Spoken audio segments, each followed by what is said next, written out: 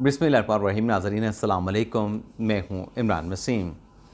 नाज़रीन, supreme court of Pakistan से एक बड़ी ख़बर जो कि नामज़द चीफ जस्टिस काजी फ़ैसल साहब से मुतल्लिक़ है, इस बड़ी ख़बर से हम अपने वीडियो लॉग का आगाज़ करेंगे, जिसमें नामवर सहाफ़ी असद तूर साहब का ज़िक्र भी आएगा। सुप्रीम कोर्ट की ख़बर से सहाफ़ी असद तूर का क्या ताल्लुक़ है, इस ख़बर की तफ़सीलात बताने के बाद हमारे प्रोग्राम की जो दीगर अहम ख़बरें हैं उनकी तफ़सीलात भी आपकी खिदमत में पेश करेंगे। और फिर जो हमारे सहाफ़ी दोस्त हसन अयूब साहब की एक वीडियो सोशल मीडिया पे वायरल हो रही है, उसकी कहानी, उसकी हकीकत क्या है, उस पर भी आपके साथ हम बात करेंगे। तो पहली ख़बर से नाज़रीन गुफ्तगू का आगाज़ करते हैं, लेकिन इस ख़बर को शुरू करने से पहले आपको ये बता दें कि नाज़रीन, ये जो एलामिया सुप्रीम कोर्ट के तर्जुमान की जानिब से जारी किया गया, मुझे कमो बेश 13 साल हो गए हैं सुप्रीम कोर्ट की रिपोर्टिंग करते हुए। एयरवाई न्यूज़ से आगाज़ किया था एज ए इंटरनी रिपोर्टर, फिर रिपोर्टर बना दिया गया, फिर एक्सप्रेस में गए, फिर दुनिया न्यूज़ में गया, फिर 92 न्यूज़ में, आजकल बोल्ड न्यूज़ में। तो 13 साल की रिपोर्टिंग में जो सुप्रीम कोर्ट ने अहम एलामिया जारी किया, उसमें जो इंफॉर्मेशन पास ऑन की गई हैं उस एलामिया के ज़रिए सहाफ़ियों को बताई गई हैं। और सहाफ़ियों के ज़रिए बात है कि अगर कोई इन्फॉर्मेशन दी गई है, इस मकसद के लिए दी गई है कि आगे आवाम तक उसको डिसमिनेट किया जाए। मैंने अपने पूरे 13 साला अदालती करियर में, वैसे तो मैं 2007 से रिपोर्टिंग कर रहा हूँ, लेकिन जब से सुप्रीम कोर्ट की रिपोर्टिंग कर रहा हूँ, ऐसा मैंने एलामिया कभी ना देखा, ना सुना, ना कभी पढ़ा।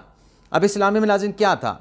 बज़ाहिर इस एलामिया में जो 2 फरवरी 2022 जब हमारे चीफ जस्टिस बंदयाल साहब ने हल्फ उठाया था as a chief justice of Pakistan, उनके हल्फ उठाने की तारीख से लेके, यानी 2 फरवरी 2022 से लेके 1 फरवरी 2023 तक की जो पेंडेंसी है, उसकी तफसीलात जो हैं बयान की गई हैं। इसमें कहा यह गया है, मैं एक एक करके जो तमाम चीज़ें वो भी आपके सामने रख देता हूँ, और इस सारे मामले का असद तूर के वीलॉग के साथ क्या बज़ाहिर ताल्लुक़ नज़र आ रहा है, उस पर भी बात करेंगे। अब इसमें बताया गया कि 2 फरवरी 2022 को जब बंदयाल साहब ने चीफ जस्टिस के हैसियत से हल्फ उठाया, तो उस वक्त जो ज़ेर इल्तवा मुकदमात थे उनकी तादाद जो है वो 54,704 थी। और अब 1 फरवरी 2023 को ये जो ज़ेर इल्तवा मुकदमात थे, 1 फरवरी, आज की बात नहीं हो रही, 1 फरवरी 2023 को सुप्रीम कोर्ट में पेंडिंग केसेस की तादाद कम होकर 52,590 हो गई। यानी एलामी में बताया गया कि एक साल में जब बंदयाल साहब चीफ जस्टिस बने, उनके इस टेन्योर में 2116 केसेस की जो पेंडेंसी है उसमें कमी वाक़या हुई। लेकिन अगर आज के दिन की हम बात करें तो 30 जून का जो एक रिपोर्ट खुद सुप्रीम कोर्ट की वेबसाइट पे मौजूद है, उसके मुताबिक अगर 1 फरवरी को ज़ेर इल्तवा मुकदमात की तादाद 52,590 थी और पिछले साल ये 54,704 थी, तो 30 जून को ये जो ज़ेर इल्तवा मुकदमात की तादाद है, ये पिछले साल 2 फरवरी के 2022 की तादाद से बढ़ के 54,965 यानी 55,000 को टच कर रही है। सिर्फ 35 केसेस बचे हैं, और वो भी ये 30 जून तक की अपडेट्स हैं। अब 1 जुलाई के अगर केसेस शामिल करेंगे तो ये 55,000 का फिगर क्रॉस कर चुकी है। अब इसमें क्या कहा गया है मज़ीद, जो ख़बर आपके साथ हमने शेयर करनी है, इसमें नाज़रीन बताया गया, एक और चीज़ भी आपके साथ शेयर कर लें कि बंदयाल साहब के दौर में नए जो मुकदमा दर्ज किए गए उनकी तादाद जो है वो 20,723 है, और जिन फैसलों की डिस्पोजल हुई सुप्रीम कोर्ट से मुकदमात की, वो 22,843 बनती है। लेकिन इस एलामे में नाज़रीन ख़ास बात यह है कि जो कि आज तक किसी सुप्रीम कोर्ट के एलामे में ना पढ़ी गई, ना देखी गई, ना हमने किसी से सुनी, कि इसमें जजेस की परफॉर्मेंस बताई गई है कि जजेस ने पिछले 2 फरवरी 2022 से लेके 1 फरवरी 2022 तक कितने केसेस जो है उन्होंने समाप्त करके उनको डिस्पोज ऑफ किया है, यानी उनको निपटाया है। सबसे बेहतरीन जो कारकर्दगी बताई गई है इस रिपोर्ट में वो ये है कि बंदयाल साहब ने 243 वर्किंग डेज़ में जो बेंच प्रिजाइड किया, इसमें उन्होंने 8,796 केसेस जो है वो डिस्पोज ऑफ किए। मैं दोबारा से पढ़ लेता हूँ कि केसेस को डिस्पोज ऑफ किया गया है या फैसलों का लिखा गया है, ये अभी निकाल लेते हैं नाज़रीन, आपके सामने इसको देख लेते हैं। हाँ जी, टोटल डिस्पोजल यानी केस को निपटाया गया है, फैसला हो गया, डिस्पोज ऑफ किया गया या डिसमिस किया गया, जो भी हुआ अल्टीमेटली वो केस सुप्रीम कोर्ट से ख़त्म हो गया। तो बंदियाल साहब ने एक साल में फरवरी 2022 से लेके फरवरी 2023 तक 8,796 केसेस उन्होंने डिस्पोज ऑफ किए। इसी तरीके से जस्टिस काजी फैसल साहब ने इसी दौर में 183 मरतबा यानी उन्हें वर्किंग डेज में जो बेंच प्रिजाइड किया काजी साहब ने, उसमें उन्होंने सिर्फ 1323 केसेस डिस्पोज ऑफ किए।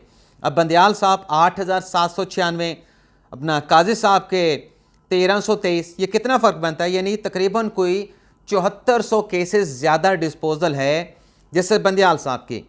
इसके बाद जो तीसरे सीनियर प्यूनी जज हैं सरदार तारिक साहब, उन्होंने 157 दिन काम किया, बेंच प्रिजाइड किया और उन्होंने 3126 केसेस को डिस्पोज ऑफ किया, यानी उनके फैसले किए। यानी ये वर्किंग डेज भी कम है, प्रिजाइडिंग जितने दिन बेंच किया वो भी सरदार तारिक साहब का कम है, लेकिन मुकदमात की जो तादाद है जो फैसले करने की वो काजी साहब से दुगना है, तकरीबन कोई दुगना से यानी 2.5 गुना है।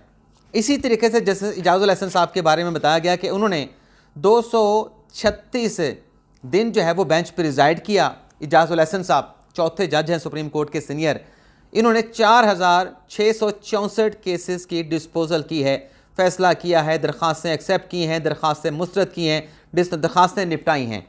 अब ये जो नाज़रीन डिस्पोजल सामने आई है, तो असद तूर साहब का जो वीलॉग था कि 3 सहाफ़ियों ने जो मुलाकात की चीफ साहब के साथ ऑफ द रिकॉर्ड या ऑन द रिकॉर्ड, वैसे तो वो सहाफ़ी कहते हैं कि हमारी ऑन द रिकॉर्ड मुलाकात थी। इससे तो फिर जो असद तूर साहब ने अपने जो वीलॉग में बताया कि मैंने तस्दीक करके, मैंने मालूमात हासिल करके बताया था कि इस मुलाकात में बंदियाल साहब ने उन यूट्यूबर से कहा कि ये जो दूसरा धड़ा है जो काजी साहब फायजीसा वाला, गो के वो धड़ा नहीं है, वो कोई किसी नीयत के साथ, इंटेंशन के साथ नहीं बनाया गया। अभी जो काजी साहब ने एक नोट भी जारी किया था उसमें भी ये बात उन्होंने वजाहत की। तो उसमें असद तूर साहब के वीलॉग के मुताबिक बंदियाल साहब ने उन यूट्यूबर से कहा कि ये तो काम करते नहीं, हम काम कर रहे हैं और ये काम नहीं करते, ये नकट्टू हैं। तो ये जो बज़ाहिर एक ये रिपोर्ट जज साहबान की जारी की गई है, क्योंकि अब नामज़द चीफ जस्टिस का नोटिफिकेशन भी हो चुका है और जस्टिस काजी फैसल साहब को नामज़द चीफ जस्टिस कह के पुकारा भी जाने लगा है। तो ये रिपोर्ट फिर उसी बात को रिफ्लेक्ट करती है जो असद तूर साहब ने अपने ज़राए से अपने वीलॉग में बताया था कि बंदियाल साहब ने कहा है कि काजी फैसल साहब और उनके जो साथी जजेस हैं ग्रुप के, वो काम नहीं करते। तो ये तो बज़ाहिर फिर वही तासुर बन रहा है। अब इसमें अगर आप ये देखें कि तासुर की बात, तासुर पर अगर हम इस सारे मामले को लेकर चलें, मेरा एनालिसिस भी आप अलग से रख दें। अब ये बंदियाल साहब ने कैसे 8,796 केसेस का फैसला कर लिया और काजी साहब ने सिर्फ 1300 कुछ केसेस का क्यों फैसला किया? फैक्चुअली नाज़रीन अगर हम चीज़ों को देखें या सुप्रीम कोर्ट की रिपोर्टिंग के हवाले से या केसेस की डिस्पोजल के हवाले से आपको बताएं कि अब काजी साहब के सामने केस लग रहे थे, किसी की ज़मानत का केस लग रहा था, किसी की 10 मरला प्लॉट का या किसी के 1 एकड़ 2 एकड़ ज़मीन का केस लग रहा था। अब ये जो एक ज़मानत का मुकदमा है, इसको सुनने में भी 10 मिनट लगेंगे, 15 मिनट लगेंगे, 5 मिनट में भी फैसला हो जाएगा। किसी का 1 कनाल का मुकदमा है, वो भी नीचे से डिस्प्यूट चलता चला आ रहा है, 12 साल हो गए, 15 साल हो गए, 20 साल हो गए, सुप्रीम कोर्ट में फैसला करने में 15 से 20 मिनट लगेंगे। तो आपने 15 से 20 मिनट लिए और उसमें एक केस का आपने फैसला कर दिया। वैसे आप नाज़रीन आपको ये बता दें कि इस वक्त सुप्रीम कोर्ट में जो सबसे ज़्यादा केसेस सुनने वाले जज हैं वो जैसे सरदार तारिक मसूद साहब हैं। बंदियाल साहब के बेंच में डेली बेसिस के ऊपर 8 से 10 केसेस लगते हैं। काजी साहब की अदालत में 10 लगते हैं, इजाज़ुल हसन साहब की अदालत में 12 लगते हैं और इजाज़ुल हसन साहब 2 सेशन में मुकदमात की समाअत करते हैं, सुबह 9:30 से लेके 11 बजे तक, 11:30 बजे से लेके फिर आगे एक और बेंच में 2 रुकनी हो 3 रुकनी हो, अलग से केसेस की समाअत करते हैं। तो काजी साहब अपना इजाज़ुल हसन साहब और एक और बेंच होता है आयशा मलिक साहब प्रिजाइड करें, मंसूर अली शाह साहब पर प्रिजाइड करें, 2 सेशन में ये जज साहबान जो है वो काम करते हैं। यानी डबल एक रोस्टर होता है इनके मुकदमात की समाअत का, मुकदमात सुनने का, ये 2 रोस्टर जो है एग्जॉस्ट करते हैं। तो काजी साहब की अदालत में होते हैं 10 केसेस, सरदार तारिक साहब की अदालत में होते हैं 35 केसेस, 40 केसेस, हमने 42 केसेस भी देखे हैं। तो सबसे ज़्यादा डिस्पोजल अगर आना चाहिए था वो तो सरदार तारिक मसूद साहब का आना चाहिए था, लेकिन यहाँ पे बंदियाल साहब का डिस्पोजल आया है, यहाँ पे इजाज़ुल हसन साहब का डिस्पोजल आया कि इन्होंने ज़्यादा केसेस सुने हैं। और जो वीलॉग है असद तूर साहब का, उससे तो फिर ये बात सच लगती है कि फिर ये जज साहबान तो काम ही नहीं करते। काजी साहब, सरदार तारिक साहब, काम तो बंदयाल साहब और इजाज़ुल एहसन साहब कर रहे हैं। अब इसमें हकीकत क्या है, इसके अलामिया के तासुर को ज़ायल करने के लिए हकीकत भी आपको बता देते हैं। हकीकत नाज़रीन ये है कि जैसे मैंने कहा कि 10 मरले का प्लॉट का आपने केस सुनना है, 2 एकड़ का कि अपने मुकदमा सुनना है, किसी की ज़मानत का मुकदमा सुनना है, 15 से 30 मिनट में आप उस केस का फैसला कर देते हैं। 15 लगें, 20 मिनट लगें, 10 मिनट भी लग सकते हैं। अब ये बंदयाल साहब फिर क्यों इतने ज़्यादा केसेस सुन के, उनके बेंच में केसेस भी कम लगे होते हैं? ऐसे कुछ केसेस ऐसे होते हैं जो बंच का बंच होता है, केस एक होता है लेकिन उसके साथ टैग केसेस की जो तादाद है वो 350, 400, 500। अब ये कैसे होता है ये आपको बता दें। ये नाज़रीन ऐसे होता है, मिसाल के तौर पे कस्टम वालों ने पोर्ट के ऊपर एक टैक्स लगा दिया, हुकूमत पाकिस्तान के डायरेक्शन पे SRO के ऊपर एक टैक्स लगा दिया। अब बाहर से किसी ने कोई चीज़ इंपोर्ट की, वो 300 लोग हैं, 400 लोग हैं, अलग अलग उन्होंने बाहर से कोई कंसाइनमेंट मंगवाई। जब वो कंसाइनमेंट पोर्ट पे आई, कस्टम ने उनसे टैक्स ले लिया। अब वो टैक्स गलत था, टैक्स की शरह ज़्यादा थी। वो 500-600 लोगों ने वो टैक्स की शरह ज़्यादा थी या टैक्स गलत था उसको चैलेंज कर दिया। अब वो केस एक, पीछे चैलेंज करने वाले 600-700 लोग हो गए, 500 लोग हो गए, और क्वेश्चन एक, सवाल एक, ये टैक्स गलत लिया गया है, ये ज़्यादा चार्ज किया गया है, ये इलीगल टैक्स है। तो बंदयाल साहब की कोर्ट में सर्विस मैटर लगते हैं, टैक्सेस की मैटर लगते हैं। आपने एक नुक्ते का फैसला करना है कि अगर सरकारी मुलाजमीन का केस है कि वो जो एक अलाउंस है जो किसी एक मुलाजिम को दिया गया वो 600 मुलाजमीन को बाकियों को भी मिलना चाहिए, तो एक आपने मुकदमे का 10 मिनट में फ़ैसला करके उसका भी 10-15 मिनट में फ़ैसला हो जाता है। आपने या आधा घंटे में, चले आप ले लें, आधे घंटे में फ़ैसला करके एक नुक्ते का कि वो जो अलाउंस एक बंदे को दिया गया, ये जो हमारे सामने 600 लोग आए बैठे हैं इनको भी मिलना चाहिए, एक नुक्ते का फ़ैसला किया। 600 लोग, आपने ये कह दिया कि हमने 600 लोगों का फ़ैसला कर दिया। वो जो टैक्स लगा 600 लोगों के ऊपर, नुक्ता एक ही था सबका कि ये गलत टैक्स है, ज़्यादा चार्ज किया गया है, इलीगल है। उस एक नुक्ते का आपने फ़ैसला किया कि वो टैक्स गलत लिया गया, ये सही लिया गया है, वो 600 मुकदमात का आपने फ़ैसला कर लिया। तो ये इस तरीके से बंदयाल साहब की, इजाज़ुल एहसन साहब की जो मुकदमात की डिस्पोजल है वो ज़्यादा है। इसमें एक और पॉइंट भी है नाज़रीन, वो अपीलें, वो नज़रसानी की दरख्वास्तें जो कानूनी मयाद के अंदर दायर नहीं की जाती, यानी कानूनी मयाद है 30 रोज़ की, आप उसको 31वें रोज़ दायर कर देते हैं, 35वें रोज़ दायर कर देते हैं, 50वें रोज़ दायर करते हैं। ऐसे बहुत सारे केसेस जो हैं वो इजाज़ुल एहसन साहब के बेंच में और बंदयाल साहब के बेंच में लगते हैं, और उसमें ऑर्डर क्या होता है कि आपकी ये दरख्वास्त गैर मौसर है तो लिहाजा हम इसको खारिज कर रहे हैं। उसका फ़ैसला करने में नाजरीन कितना वक्त लगता होगा? 1 मिनट भी नहीं लगता।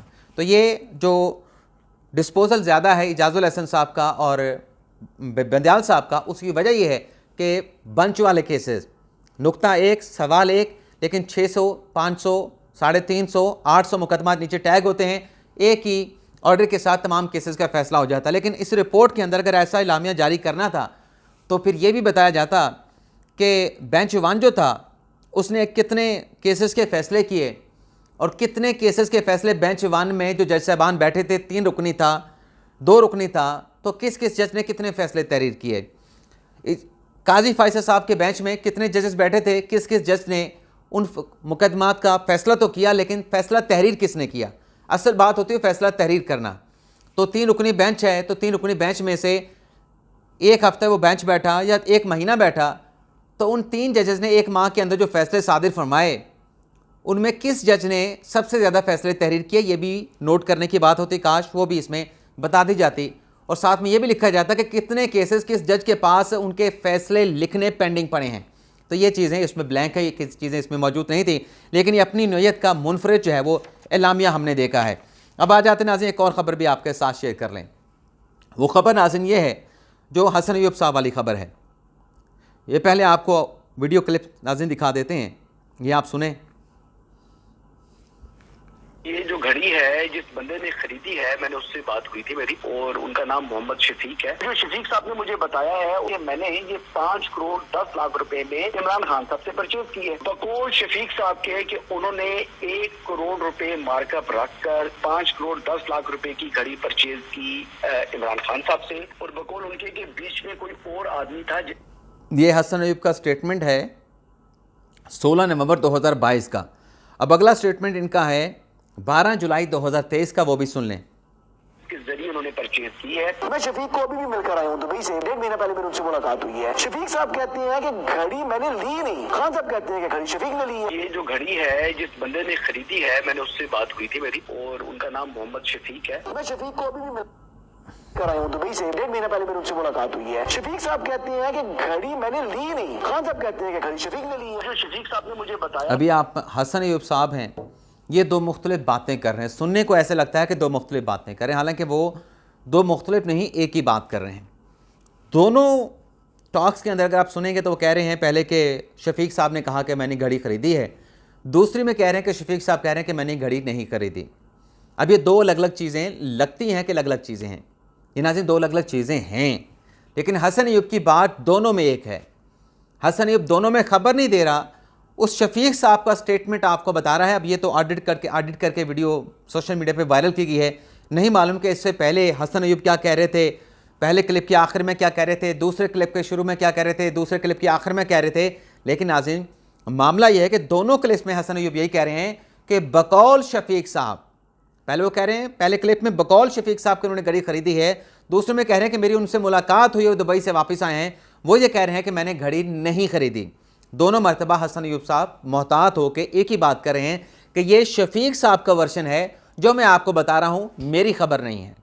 तो ये एक वीडियो वायरल करके हमारे दोस्त हसन अय्यूब साहब को ब्लेम किया जा रहा है, लेकिन जो अल्फाज हैं को कह क्या रहे हैं, वो उनका स्टेटमेंट कोट कर रहे हैं जो मोहम्मद शफीक साहब का है, जिनकी यहाँ पर सुपर मार्केट में जना सुपर मार्केट में घड़ियों की दुकान थी। तो ये था नाज़रीन आज का हमारा वीडियो लॉग। फ़िलहाल इजाज़त चाहते हैं, अल्लाह हाफ़िज़।